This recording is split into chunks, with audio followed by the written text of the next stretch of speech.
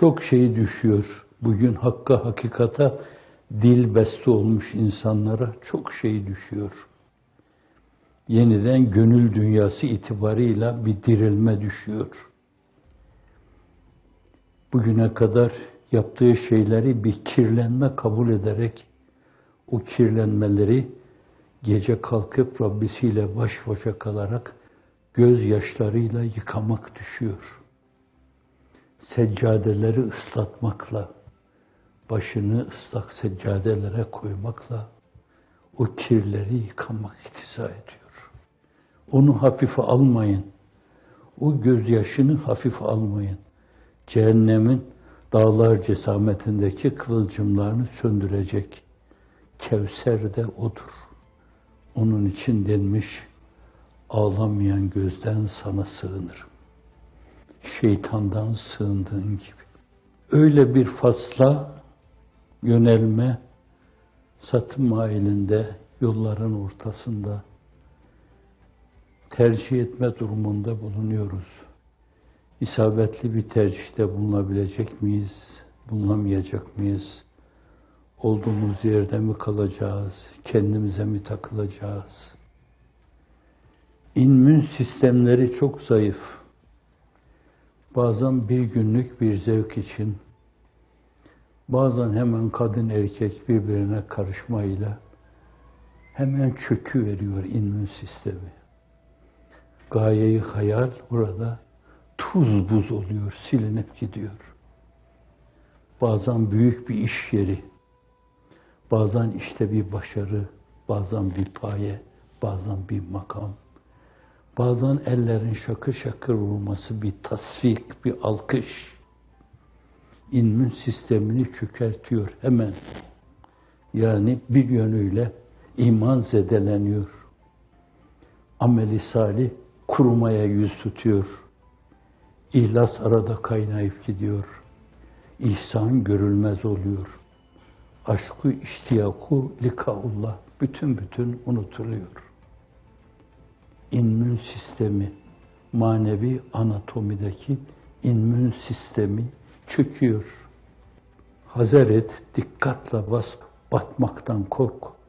Bir lokma, bir kelime, bir tane, bir alkış, bir takdir, bir makam, bir paye, bir mansıp, 3-5 kuruş bir şey, bir dünya rahatı, bir yiyip içip yan gelip kulağın üzerine yatma. Bütün bunlar hayvani vasıflar. Oysa ki Allah insana ahsen-i takvime mazhar yaratmış. O bir mirat-ı mücelladır. Onda tecelli eden ve görülen de bir mecladır. O meclada tecelli eden de odur. Onun için innallaha halak Adem ala suretir Rahman. Allah Celle Celaluhu insanı sureti Rahman'da yaratmıştır. Yani rahmaniyetine bir ayna olarak yaratmıştır. Bakılınca öyle muazzam bir varlıktır ki olsa olsa Rabb'e ayna işte bu olabilir dedirtecek kadar buna ahseni takvim diyoruz. İnsan bu kadar şey almışsa bence mutlaka vereceği şeyler de olmalı bunun karşılığında. Zaten demiyor mu Hazret? Ubudiyet mukaddime-i nimeti layıka değil, neticeyi nimeti sabıkadır. Allah'a yaptığımız kulluklar bizim gelecekte alacağımız şeylerin mukaddimesi değil. Bugüne kadar aldığımız şeylerin, onun verdiği şeylerin şükrü mukabilinde, minnet etmesi, ona minnette bulunma mukabilinde, hamdü senada bulunma mukabilinde. Biz mükafatımızı almışız çoktan, yaptığımız şeyler de onlara karşı sadece hamdü sena ve şükürden ibarettir. Müslümanlık iddia değildir. O yaşamadır, hayattır. Bakınca mümin kimdir? İzâ rü'ye zikirallah. Görüldüğü zaman Allah'ın hatırlandığı insandır. Mümin odur. Ahsen-i takvim abidesidir. Mirat-ı mücelladır. Ve tabi hepsinin üstünde esas bir mirat-ı mücella var ki o mutlak manada kamil insan Mirat-ı Muhammed'den Allah görünür daim. Sallallahu aleyhi ve sellem. Günümüzde yeniden kalbimize yönelme, belki latife-i Rabbani'ye yönelme, cismaniyetten sıyrılma, hayvaniyeti bırakma, bir beden hayatı yaşama, onu bırakma, kalp ve ruhun dereceyi hayatına yükselme. O kalp ve ruh rasathanelerine yükselmeyince görülecek şeyleri de insan göremez esasen. Bundan dolayı Cenab-ı Hakk'ın Eltaf-ı Sübhaniyesini ondan bilmek suretiyle bence işin artırılmasını ona bağlamak lazım. Le-in şekertüm le-ezidenneküm. Şükrederseniz Allah'ım senden, ben de nimetlerimi artırırım. Verdiğim şeyleri katlayarak veririm. Müzaaf veririm, mükaf veririm, mükaf der mükaf veririm. 2 katlı, 3 katlı, 4 katlı, 10 katlı veririm.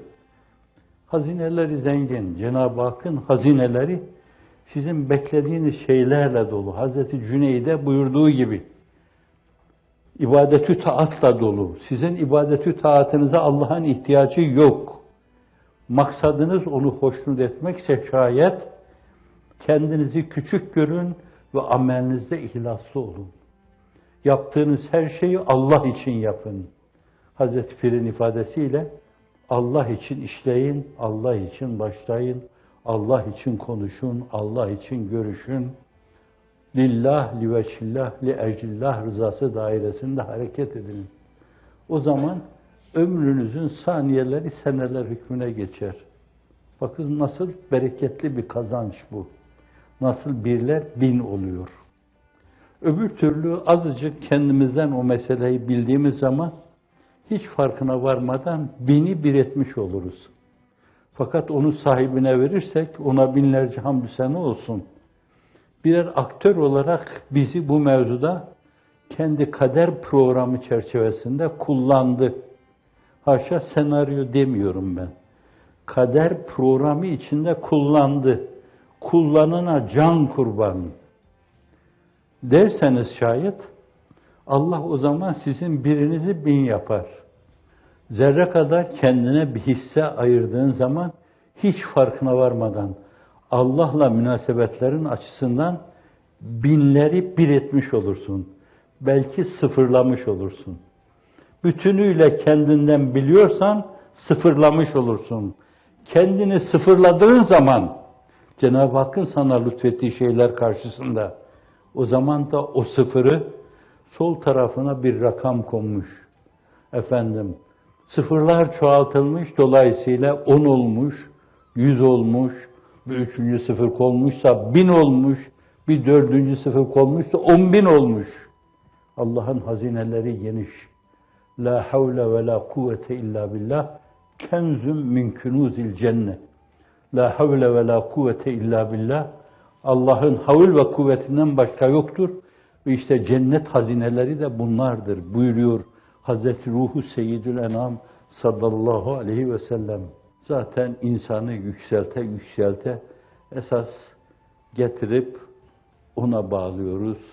Zirve insan, abide insan, gerçek insanı kamil Hazreti Ruhu Seyyidül Enam sallallahu aleyhi ve sellem Efendimiz'dir. Büşra lena mahşerel İslam inne lena minel inayeti rüknen gayre münhedimi. Müjdeler olsun bize ki öyle sarsılmaz, kırılmaz, devrilmez. Mübarek, nurani.